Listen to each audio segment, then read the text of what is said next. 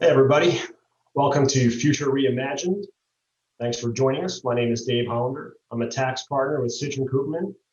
I'm based in the DC Metro office, and here with me today is Bruce Case, President and CEO of Case Design Remodeling, one of the largest full-service remodeling firms in the nation.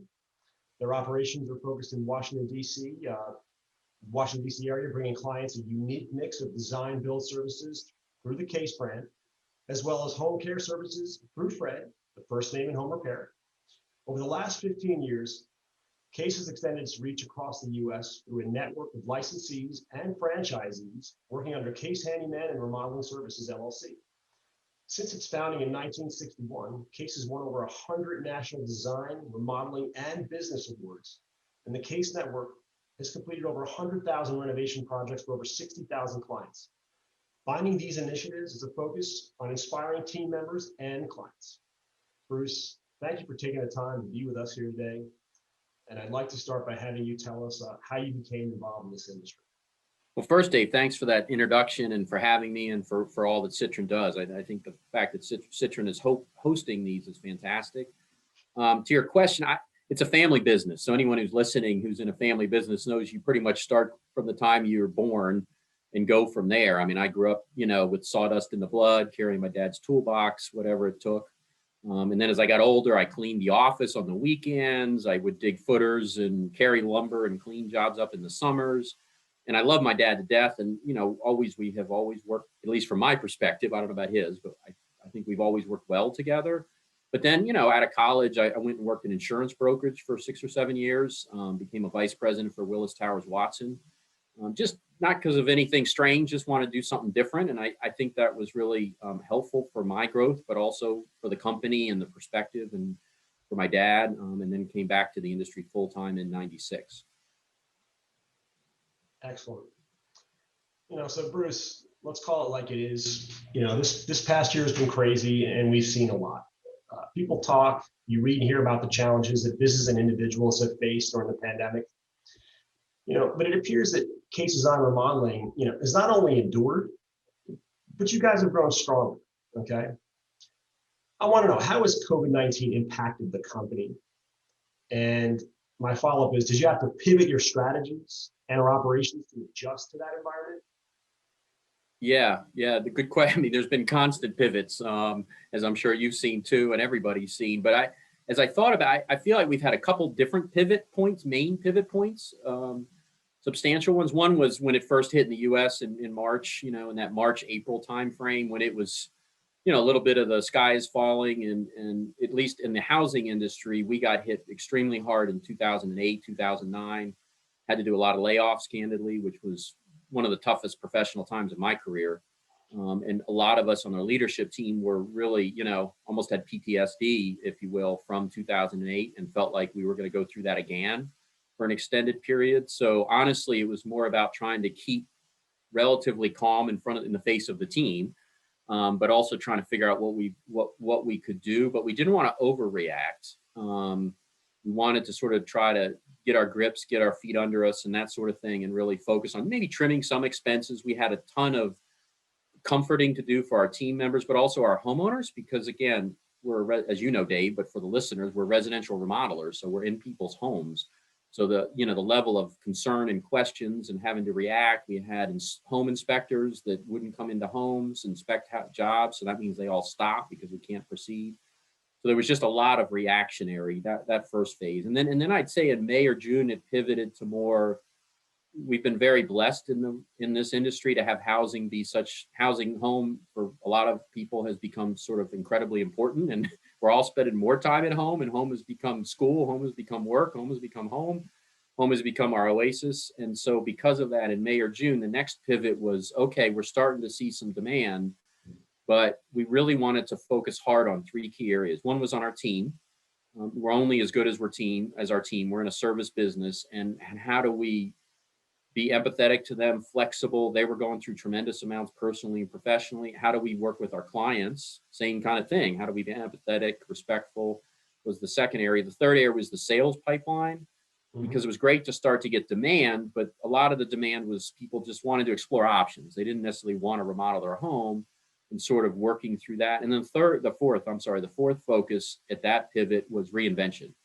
Very much like this call today, the future reimagined. What is the future going to look like? Let's think beyond the immediate COVID as a leadership team, and what are things that we should invest time and money in now, so that in 6 to 12 months we're in the best position. And then the third phase, I'd say, is really where we are right now, which is we're certainly not out of COVID. We're still in the midst of it, but the reality is vaccines. We're starting to see, a little bit of freeing up. The CDC has changed some of their guidelines with domestic and international travel for those who are vaccinated. So starting to slowly adjust our COVID practices. We're still committed to safety and preventive measures, but starting to adapt. But also, what is remote work going to look like? I mean, we all talk about it. We all know it's here to stay. But for us in our company, we're thinking of a hybrid model. A couple days a week at work, a couple days at home kind of thing. But then how do we maintain that? We're good at the transactional. We've proven, and I think a lot of companies have proven, the transactional can be done remotely.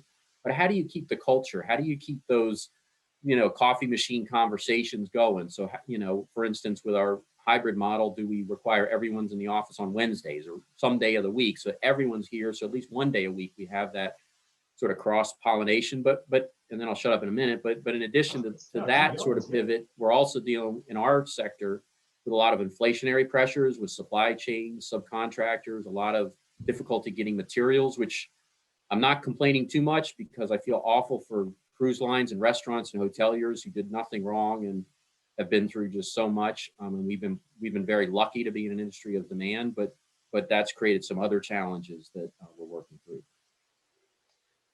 Following up on that, I know that your leadership approach is to be focused on continuously improving. I've known you for a long time, Bruce, and this is what I know. You want to improve the company from basically from top to bottom, in all aspects. And you're very hands-on. You're always looking to improve a given process, and I like that about you. And you look at things monthly. You get together with your team. Given COVID-19, what are you looking at differently than you were 1 year ago? And where are you investing your time and focus now? Right. I sort of like you said, it's just a personal philosophy. Some of it might be personal, but also some of it might be just when you grow up around a business. It's a family business. It has your last name on it. I'm very focused on what I'd call a balanced scorecard. Sales and growth is great, but if we get sales and growth and we don't have profitability, if we don't have happy clients, if we don't have happy team members, those types of things, that's not interesting to me. The magic and beauty of business is finding that balance as best you can.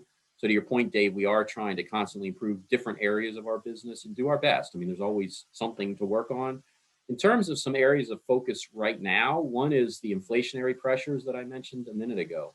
When lumber, a sheet of plywood can cost $100 now. I mean, it's like a piece of gold, and all kinds of issues. Some of us were talking before we had this call today about it can take 4 months to get a dishwasher when it used to take 2 weeks. Other random parts. And we're in people's homes. They want us out. Once we start remodeling their home, they love us and we love them, but they want us gone. It's disruptive to live through. So doing our best to deal with that, be proactive, we have a warehouse where we can get things in a pile before we start the job, but also react as quickly as possible. So one is the supply chain and issues like that. Another one is leading our team. Even though I mentioned earlier, yes, there's vaccines, yes, things are happening. The mental health of myself and our entire team, of our clients, has been through an awful lot over the last year. Certainly COVID being the main one, but Black Lives Matter and a lot of the racial issues that have arisen, sexism. I mean, the political climate, the riots here in DC in particular. I mean, those are just to name a few. I mean, pretty huge. Yeah. And so that mental health, that positive mental attitude, trying to be empathetic and sensitive to people. And also, as I said a minute ago, thinking about the next 6 months, what does that look like? How do we bring people back to the office, but in a way that's thoughtful and empathetic? That's a second one. So again, supply chain, the sort of our team and our clients. And then the third, I'd say, is this reinvention. Going back to that, that's something we really worked hard on. So yes, we have to deal with the day in and day out of COVID and all the changes and issues and challenges, but we need to look 6, 12 to 2 years out. We're a small, mid-sized business. We do about 40 million a year in sales. so we're not huge. We don't have to look 10 years out, but we need to think ahead. So things like working remote, which I've already touched on, what does that look like in 6 years? Or 6 months. We've invested in a new brand called IBI, which is an online tool, ibi.com, where you can go in and you can look at different bathroom renovation options. You can actually answer a couple simple questions. It gives you an actual price, a fixed price to do that renovation. And then if you like all that, you reach out to us. We'll check everything, make sure it's right. We'll meet with you. We'll show you the samples, and then we go forward. So we feel like the internet, computers, remote work is going to play a big part, not just for our team, but for clients. I mean, the days of having to have 4 remodelers walk through your house and, play this game of when are they going to give you a price? Why don't we just make it transparent? Almost like CarMax did years ago with used cars. And I know that a lot of other companies are doing that, but why not be transparent is another example. And a third example of reinvention is what we call safe home. We sort of put under the safe home umbrella these preventive protective measures that we're doing with COVID, but we also feel for years to come that's going to be a big issue. So what are the protective measures beyond COVID? What are going to, and also, what falls under there from a financial security perspective? We get, the levels of insurance, different risks. How do we take that risk out of the equation for clients and package it under that safe home? So those are a couple examples that we're thinking about for reinvention. It's interesting you're mentioning IBI because, that really is a futuristic model, and you've had it in place for a while. So it just shows you're always thinking ahead. Just the concept of sort of from the safe comfort of your home and taking a look and getting a realistic assessment of what something might cost if you want to go down that road, given that, right, people really are looking at, working from home and doing remodeling and all that, probably even more so now potentially, which might partially explain, why you guys have done what you've done. right. But I want to circle back to, because you're the subject of this interview, and you greatly value, having respect for both your employees and clients. That's just something that is part of your ethos. And so, what are some of the challenges you face leading the employees and servicing clients through this tough year? And I know we're talking about, PPE and other mitigation, and then you talk about mental health issues and political issues, but what are some of the challenges in addition to that you face, this tough year? Because it's just been this year's been an anomaly as I see it, and I think there was a word in the New York Times. They called it languishing. People are just languishing, but here you guys are moving successfully, and maybe and how do you deal with languishment of employees? People sort of have this feeling of like sort of not necessarily malaise, but not really knowing what's happening, where they're going, and how the changes that are external are affecting them internally. Right. And that's for both employees and clients. Yeah. To your point, I was talking to a team member probably about a month ago, and she said, "You seem like you've been different over the last year. You've been nicer." She was basically, I don't know if you use that word, but I like to think I'm nice in general. But everyone has their things. I can be intense, which I think is a good quality, but can be a bad quality depending on the situation. But she said, "You've been nicer." And I reflected on that, and sort of to your point, Dave, what I said to her, I said, I felt like the whole team needed a big hug over the last year, because it's just been so much for everybody. And so to your point about just, what are some challenges in leading employees, that, I mean, if in a nutshell, I felt like they needed a big hug. And I guess breaking that down a little bit, a big challenge has been different perspectives about a lot of things, but specifically COVID, right? I mean, the reality is, I don't know, some percent of the population probably doesn't even believe in COVID or masks. Another percent doesn't want to leave their house ever. And then there's a bunch of people in the middle. I don't know. And we've got that mix in our team too. So dealing with that in an empathetic, understanding way, finding a path through those different perspectives where we can get alignment, because if we don't have alignment and we're not all pushing that same wheelbarrow in the same direction, nothing's going to happen. I can sit here and talk about protective measures with our carpenters, but if they're not out there on the field doing it and wearing the masks and distancing and washing their hands, it's not even not happening. It's actually worse, because we're promising our clients something that isn't being done. So dealing with the different perspectives, finding alignment, and then you also mentioned, Dave, communicating, and that to me is the second point. Once we have alignment, focus, really communicating authentically and candidly what we're doing, the direction, frankly, the good, bad, and the ugly. You know, if there are challenges, let's do it. And Dave, you've seen, you know, I send a weekly email ever since COVID started, every Friday to the entire team. I'd love to communicate more face to face. It's just, again, with COVID and being decentralized, that's tough. But you know, and just talk about here's where we're at, and it's pretty candid, I think, as an example on the communication. But there's a lot of other things going on in terms of daily, weekly communications. So, and then, you know, I've mentioned the supply chain issues a couple of different times in terms of subcontractors, materials, local jurisdictions. But probably going forward, I feel like that's sort of backwards looking. Going forward, it's trying, for me personally, it's trying to read the tea leaves, I call it. Those, when is it time to pivot from, and it's my example, from a hug of our team. I'd love to hug them all the time. It's just that, you know, there's different business strategies, right? Sometimes we actually got to put the pedal to the metal a little bit and make things happen and all that. You know, how do I as a leader evolve a little bit, you know, with that? An example is some people haven't been in the office since COVID started, and that's been fine. But when do we start to have conversations with those people to say, you know, we need to start to have you come in a day or two a week, you know, not every day necessarily, but so that tea leaves going forward is key. Yeah, that's definitely interesting. Yeah, it's definitely the tea leaves. If you could have a crystal ball, you know, everything would be so much better. But you know, but the way that your leadership style is such that you're always, you know, you're looking to the past to learn about the future, and it seems like that's what has put your company in the position that it is in right now.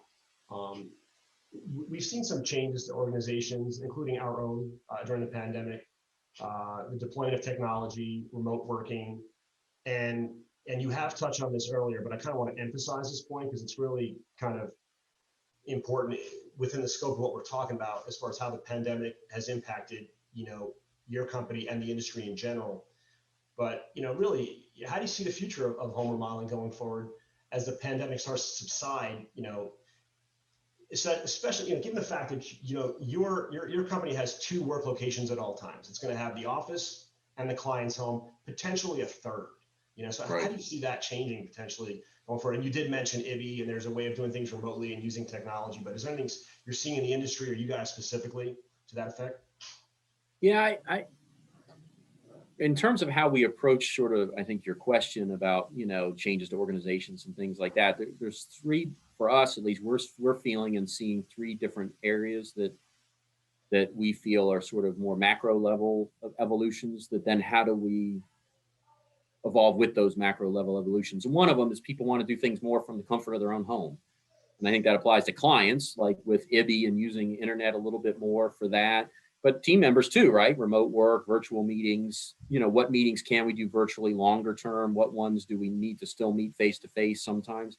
How do we adjust meetings? Because, you know, I don't know about others who were listening to this, but early on we had some meetings that had 30 people in it. We're doing a meeting like this with 30 people. Well, we all know we've been on those, and yeah, it's very watered down and hard to get people to participate and all of that, unless it's a wine tasting. So how do we, you know, adapt those meetings going forward to 5 or 6 people?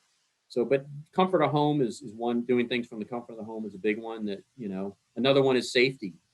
You know, I don't think anyone can argue, at least for the foreseeable future. I mean, people from the Depression talk about the Depression and the impacts it had on them for the rest of their lives. I think there's a chance that sort of, and I call safety, but, you know, keeping my home safe and all of that could be here for a long time. So I mentioned earlier, packaging things under the safe home and really thinking about what does that mean to our clients, but also our team. I mean, what we're doing is for our clients, but the protective measures are for just as much for our team members, right? Who are working alongside each other, carpenters can't work remotely. Unfortunately, we don't know how to bang nails through Zoom yet. And then the third macro that, you know, we see, I feel has always been there, but I do think it, you know, it's gaining momentum, is people want information when they want it. And we all know that in the world of the internet, and, you know, get my information when I want it. But how do we deal with that for team members? Certainly through different systems, cloud-based systems, which we've had, and, you know, those types of things, but also for clients. A lot of our clients might move out of their home, not all of them. And how do we give them real-time information? So we've invested in a client portal that we were launching. We've got it out to probably a third of our clients so far, where they can go on 24/7 and look at their pictures of their job, the schedule, the payments to date, different information like that. So again, we're looking at working from the safety comfort of my own home is sort of one big macro thing, and how do we relate to that? Another is safety when I'm in my home and working, and then the third is information flow, and so those are some things we're looking at. Yeah, I mean, you guys have always been at the forefront of technology. You guys you've always heavily invested in technology, but it's interesting about your company is that you guys invest in technology and you invest in people at the same time, so what I'm hearing from you is that even though there's more of an emphasis on technology going forward, or leveraging technology, given how people's perceptions are changing due to the pandemic, which is yet an unknown, you still have the emphasis on people, which is what it all comes down to, the employees and the clients. And I think that's really important. So, kind of thinking this through, I guess my last question really is, if you could boil it down, what would be the key? What's a key lesson that you've learned during this crisis? Just like the key lesson, something that maybe you hadn't thought about before, or maybe it was in the back of your mind, but once you were actually going through this, it kind of really hit you. Wow. To boil it down to one thing, I feel like even pre-COVID and all, I learned 100 things a day. Bruce, why don't you just boil it down to one? Give me like 4 subparts and you're okay. Okay, good. Okay. One, it's just always being on the toes. I mean, I think it's something we all know, or I knew before COVID hit, but it just reemphasizes that, if you're standing still as a business, you're dying. That it's just constantly looking at different elements, and COVID, not just even the advent of COVID here in the US in March, but every month, every week, every day has brought different dynamics of this journey, and it's going to continue to. So that's probably been the biggest thing. In some ways, that's as you know, Dave, my dad he lives up in remotely now, and we talk once a week, and he'll tell me he's not in the business every day. But he's a tremendous mentor for me and all of his experience. But he'll say, Bruce, that's the fun of the job. You got to be on your toes all the time. You got to be ready to change, and I'm like, yeah, I wouldn't mind a little boredom for a couple of weeks just to kind of, but he's right. I mean, if I dug like I used to growing up, if I dug footers every day for 2 weeks, I think I would raise my hand and say, could I do something different?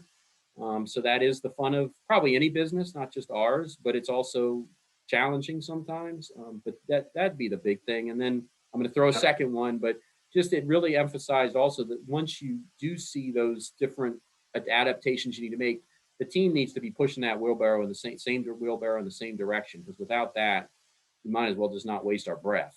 The execution of strategy, critical. Again, we all know that already, but I'd say that was emphasized too. Okay, no, that works. Thank you very much, Bruce. Thank you. So basically, I don't know if anyone has any questions, they can put it in the chat box. We could take any questions you might have for Bruce, let us know, and I'll take a couple minutes for that. And then, I may have a question of my own I could add as if I were an audience participant.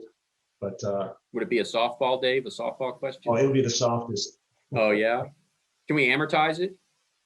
Absolutely. Somehow. Let's get the best tax benefit possible. Okay. So while you guys are taking some time, it's just one thing I thought, since I'm a tax guy and thinking of the home office deduction, people working from home. Have people give you any feedback as far as, hey, listen, I've been in my house this much and I've always thought about remodeling, but now that I'm here all the time working, I just want to make it a better place. Are you hearing that? I'm just curious, From clients, you mean, or team members? Yeah, prospective clients, Oh, absolutely. Absolutely. Yeah. Yes. Literally what you just said, we hear. It's a lot of clients, we thought we would see a big boom in home offices, and it hasn't been so much that. It's more flexibility of spaces within their home, because I think most people know, hopefully COVID's not here forever, but it's really had them think about that. It's had them reimagine, to use the title of this webinar, their home in terms of that, but also it used to be the open concept, right? And people still like that, but people are starting to have a little bit of hesitation because, like in this world, I kind of want a separate room to be able to work in, or I've got 3 kids and spouse and myself working at home, and and that, and then the other thing we've seen is we also have a smaller projects division, that, you know, if you know what you want done, you just need a carpenter to fix it. They come out and do it. And we've seen a lot more demand with that, because it's also, I'm spending so much time now that I'm tired of looking at that trim. You're laughing because I'm bet all of us have a list of that stuff, right? And it's like, I just need to get that fixed now. So we're seeing a good amount of that. You're so right, because I'm spending so much time in my house, and the first thing I'm thinking about is, this is a tax concept now, I'm depreciating it so much faster because everyone's in it all the time. You know, when I go up and down the stairs, I can hear it creaking, and then they weren't creaking beforehand. Yeah. We have a question, and I don't know if I'm supposed to mention that person's name or not, but I can. But the question is the client portal technology you mentioned proprietary or available to the industry? And I'll just add, maybe there's a hybrid to that. Yeah, no, it's not proprietary. It's all, you know, it's an off-the-shelf product called Builder Trend. It's cloud-based, subscription-based, and it really it has the client portal, but it also it's very strong in our opinion on the project management side, if you will. For it's really dedicated to remodelers, new home builders. I mean, I'm sure it could help Citron, but there's probably better systems for that. Sure. But you know, scheduling and clients can pay electronically, make payments electronically through it. You have the portal and other things. The Builder Trend is the name. Very cool. Yeah, because I know you guys will take, you know, off-the-shelf software and also, you know, trick it out, for lack of a better years term. ago, Dave, we, as you probably know, I mean, we built our own software a bunch. We invested a lot in that, and we learned the hard way that that's more expensive and more difficult than what a mid-sized remodeler really can should be doing. We'd rather be a remodeler than a software, you know, company. Sure. So we try to buy off the shelf. The only software that we custom build and use now is our estimating system, because that's one. There are off the shelf ones, but sure, it's a little more proprietary, a differentiator, and a little bit more unique how we use it. So okay. So that's pretty much what I got for questions. I'll give another 30 seconds or so if anyone else has anything else. But the gentleman that asked that question said, thank you for your response. Oh, sure. Yeah. He found it helpful. And so, yeah, I think that let's just say in closing that, you know, thank you everyone for coming to Future Reimagined. Thank you, Bruce, for being here. Thank you. Yeah. You know, I'm inherently an optimist, and so I'm going to see that the grass is going to be greener, literally and figuratively, in the next couple months. So, and oh wait, we got one more question. Sorry. Google is bringing all its employees back over the next few months, and after September 1st, of 2021, employees will need to apply for 14 days. Is it important for employees to return to offices? That's the question. Is it important for employees? Do you feel it's important for them to come back? Yeah, for our organization, is it important? Yeah, I don't think it's important. As I said earlier, we're pretty committed to what I call the hybrid approach down the, you know, as we get further along in COVID, past it, hopefully more of a hybrid approach. One correction, sorry. He's saying that is for up to 14 days to work remotely. Sorry, he's turning it around and saying, you know, well, employees, they need to apply to have up to 14 days to work remotely. But then he's saying, is it important for employees to return to the office? So yeah, it's still. Yeah, I feel like it is for some degree. Again, a hybrid model, a couple days a week come in the office kind of a thing. And then we're thinking one day of the week, it would be all employees would need to be in the office. You know, not the full day, but that's their office day, because that way we really feel, I mean, as a design build company, we're almost like a puzzle, and this person does this person does this. We have designers working with project managers, with developers, salespeople, estimating. It's a team sport, and we're, you know, yes, could it be done transactionally remotely? Absolutely. We've proven that. We're doing it now. But the idea of some of these discussions, you know, the coffee machine time, talking to other people, we don't want to lose that in our culture. So we're thinking the hybrid model, a couple days a week in the office, maybe one day, Wednesday, is everyone's in the office, to allow for that. And maybe we'll be proven wrong, but I think for us, it's going to be easier to start there and take that back and say, oh, now we can go to 3 or 4 days a week remote, than it is to say, yeah, oh, 100% remote, and then retract that. So we'll see, but that's what we're thinking. Sounds like it'll be a moving process, and kind of, yeah, it's almost like dipping your toe in the pool, getting in slow, and then eventually people, we'll see how it all plays out. What's Citron going to do with this? You know, we're taking a slower approach. Actually, we're gonna say, you know, 7 days a week in the office. We're gonna open the offices, and then we're gonna say, we're actually getting feedback on that right now and see what people are looking to do. A But obviously, the idea is that, people are, if they can gain efficiency by working remotely, but I still think there's something to everyone being in person for camaraderie, sort of being on the same page. That's kind of how I view things. And I think there's a lot of people that share that view. So yeah, maybe not 5 days a week, but at least some time in the office so that people are there together, face to face, getting to know each other. I think there's definitely a value add there from my perspective. It's sort of like what we're talking, some sort of hybrid. Yeah, it's but maybe you just don't throw everyone right in and say, all right, let's get in there, everyone, 5 days a week, right away. That sitting in traffic, grabbing that Starbucks coffee, coming into work, maybe something a little more slow than that. Right. Because it'll be interesting to be around people all the time,